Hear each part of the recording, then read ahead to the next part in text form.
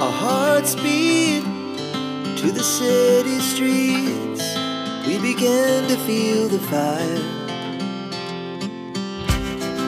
We rise like tall buildings. Karma, Episode 25. Napalunok sa hiya si Eddie. Nasa labas na si Viel at may suot itong pulang roba. Hi Eddie! Nakangiting bati ng modelo. Hi Viel! Hindi magawang lumapit ni Eddie. Parang gusto niyang takpan ang kanyang katawan. Nawari niya ay doon nakatingin si Viel.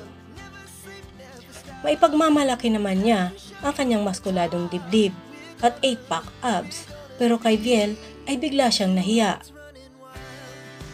Tinanggal ni Viel ang suot na roba. Tumambad ang suot nito na isang pulang spaghetti strap na mini dress. Malapor sila na ang kutis ng modelo. Hindi lang isang sexy pose ang ginawa nila. Maraming beses at paulit-ulit. Kinakabahan si Eddie sa tuwing madidikit ang parte ng kanyang katawan sa modelo, samantalang si Viel ay sanay na. Relax Eddie, huwag kang kabahan para mabilis tayong matapos. Nakangiting wika ni Viel habang nakatitig ito sa mukha ni Eddie. Ngumiti si Eddie. Nahalata pala ni Viel na kinakabahan siya.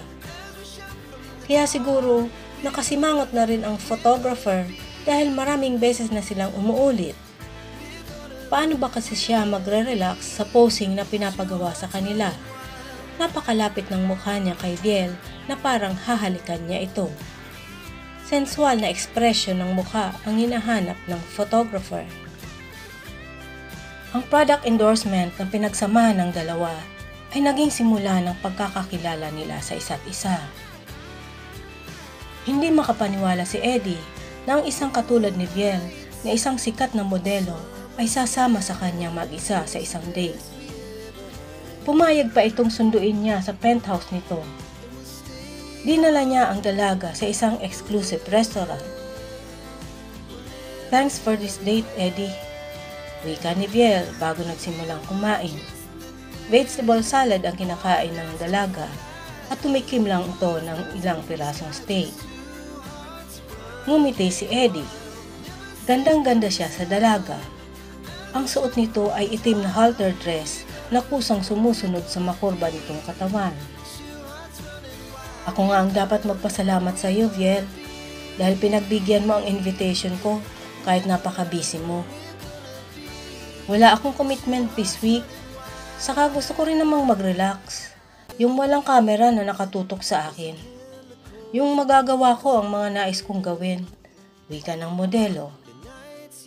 Napansin ni Eddie ang malamlam na mga mata ng modelo. Hindi ba relaxing ang modeling job? Tanong ng binata. Umiling si Viel.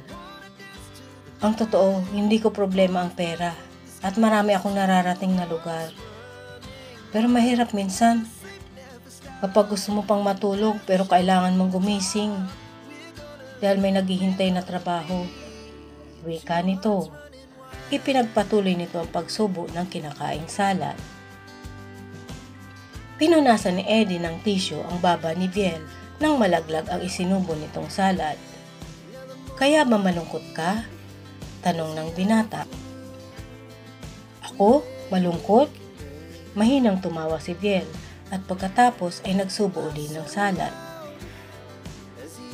Nakikita ko sa mga mata mo, Viel, malungkot ka, saad ni Eddie. Napansin niya na kahit tumatawa si Viel ay malamlam ang mga mata nito. Natigilan si Viel. Ibinaling ang mga tingin sa ibang sulok ng restaurant. Sino o ano ang dahilan, Viel? Tanong ng binata. Pakiramdam niya ay katulad niya rin si Viel na dumanas ng napakaraming pagsubok sa buhay. Hindi na sumagot si Viel. Nagpatuloy na ito sa pagkain. Hindi na rin nagsalita si Eddie. Itinuloy na rin niya ang pagkain. Viel, sorry, wika ni Eddie nang makatapos sila sa pagkain. Nagsisi siya sa mapangahas niyang mga tanong. It's okay, Eddie. Hindi lang ako komportable na pag-usapan ang personal kong buhay. Tumayo na si Viel. Pwede bang ihatid mo na ako? Tumayo na rin si Eddie at nag-iwan na lamang ng pera sa mesa para sa kinain nila. Nasa highway na sila na magsalita si Viel. Parang ang sarap magbike sa gabi, ano? Nakatingin ang dalaga sa mga nagbibisikleta sa gilid ng kalsada. Naisip ni Eddie na sa estado ni Viel ay sabik din itong balikan ang mga bagay na dati nitong ginagawa noong hindi pa ito sikat. Viel, sabi mo kanina, gusto mo mag-relax sa lugar na walang kamera. May alam akong lugar kung gusto mo lang naman, wika ni Eddie. Naisip niya ang rest house ni Lydia. Well, game ako tonight. Pwede akong magpuyat, sagot ng dalaga. Then, let's go! Giniba ni Eddie ang ruta ng kanyang sasakyan. Ilang oras din ang kanilang biyahe bago narating ang rest house. Napangisi si Eddie nang lingunin ang kanyang katabi sa manibela. Humihilik ang tulog na tulog ng si Viel. Tinapik niya ito sa balikat. Ang daya mo, tinulugan mo ko sa biyahe, pabirang wika ng binata. Iginala ni Viel ang paningin kasabay ng pag-inat ng mga braso. Nasa beach house na pala tayo? Yes, I'm sure mag-i-enjoy ka rito, wika ni Eddie. Tinanggal niya ang sariling seatbelt at isinunod ang kay Viel. Hindi na siya hinintay ni Viel na pagbuksan pa niya ng pinto. Lumabas na ito sa sasakyan. Wow, sarap! Ang presko! Komento ng dalaga habang nakapikit na sinasamyo ang hangin sa paligid. Naghagilap ng ready-to-eat na pagkain si Eddie sa fridge dahil nagutom sila sa biyahe. Pagkakain ay niyayan niya si Viel sa swimming pool.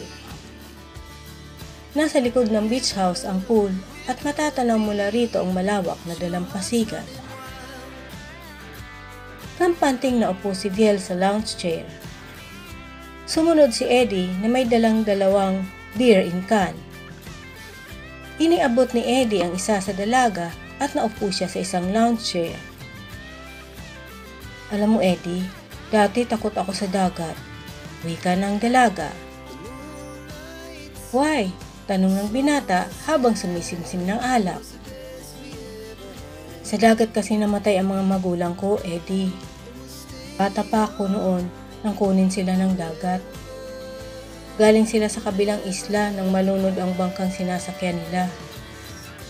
Huminto si Viel at uminom ito ng alak. Lumipat ng upuan si Eddie. Tumabi siya kay Viel saka tinapik-tapik nito ang balikat ng dalaga. Pinagmasdan niya ang malungkot na mukha nito. Dinala ako ng aking tiyahin sa Maynila. Patuloy na kwento ng dalaga. Doon ako lumaki sa puder niya. Pero nang mamatay siya, ay mag-isa na lamang ako sa buhay. Nagtrabaho ako sa isang beauty salon para mabuhay ko ang sarili ko. May nakakita sa akin na isang talent manager. Tinulungan niya akong maging modelo ng isang damit at dito nagsimula ang modeling career ko. Tumigil sa pagsasalita si Viel. Sunod-sunod na lagok ng beer ang ginawa nito. Hindi ito ang totoong mukha ko, Eddie. Bago ako naging modelo, ay dumaan ako sa isang plastic surgery. Peke ang gandang nakikita mo.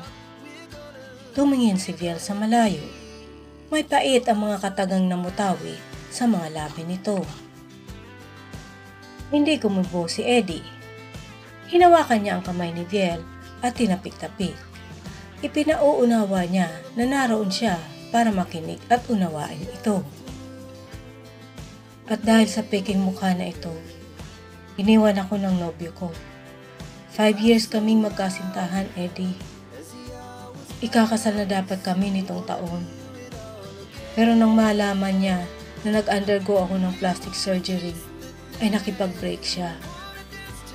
Sa puntong ito ay umiyak na si Viel. Hinabig ni Eddie ang babae at hinagod-hagod ito sa likod. Ipinaparamdam niya na naroon siya para makinig at umunawa. "You deserve someone better, kaya nawala siya, Viel," wika ng binata. "Hindi na ako naniniwala sa true love, Eddie," wika ni Viel. Pinunas nito ng kamay ang tumulong luha. Hindi kumibo si Eddie. Pareho pala sila ng pananaw ni Viel. Magkaiba nga lang ang kanilang dahilan. "Ikaw, Eddie, may girlfriend ka na ba?"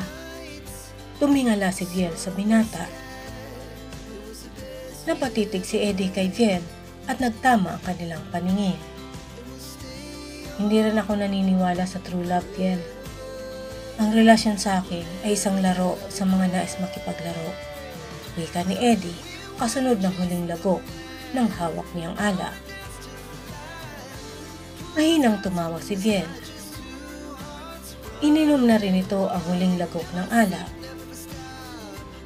"Pareho lang pala tayo ng gustong laro sa buhay. Uncommitted relationship," wika niya. Namumungay ang mga mata ni Viel na hinaplo sa pisngi si Eddie at tumitig dito. "Magkakasundo tayo sa isang bagay, Eddie." Hindi mawari ng dalaga kung ang epekto ng ininom niyang alak ang nagtulak sa kanya para lumabas sa kanyang bibig ang mga katagang kanyang binitiwan. Walang kamera at walang makakakita. Malaya siya na gawin ang makakapagpasaya sa kanya. Nahulaan na ni Eddie ang ibig sabihin ng dalaga. Ang init na dala ng ininom nilang beer at ang malamig na hangin ng paligid ay sapat na para mag-alab ang mga uhaw nilang katawan. Bibigay ni Eddie kay Viel ang isang uri ng laro na gusto nito. Hindi na niya ito dinala sa loob ng rest house. Mas may kilig kung nasa labas sila ng bahay. Walang makakarinig ng kanilang mga halinghing sa lakas ng tunog ng mga alon na humahampas sa dalampasigan. Ilang minuto pa ay dalawang katawan ang nagsanib sa ilalim ng maliwanag na buwan. Saan hahantong ang relasyon ng dalawa? Abangan sa susunod na kabanata.